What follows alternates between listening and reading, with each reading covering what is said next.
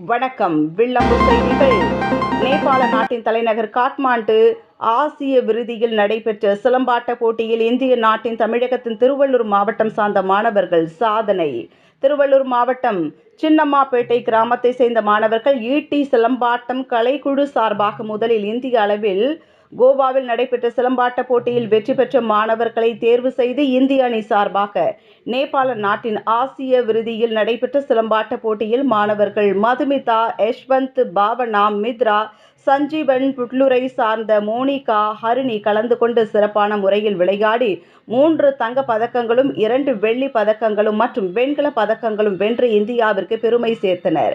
வெற்றி பெற்று தாயகத்திற்கு வரும் மாணவர்களை வாழ்த்தி வரவேற்கும் விதமாக திருவாலங்காடு ஒன்றிய குழு துணைத் தலைவர் சுஜாதா மகாலிங்கம், சினிமாப்பேட்டை ஊராட்சி மன்ற தலைவர் சரண்யா நாகராஜன், துணைத் தலைவர் கோபிநாத் மற்றும் கிராமத்தில் உள்ள பொதுமக்கள் அனைவரும் சிறப்பான முறையில் அவர்களை வரவேற்றார்கள்.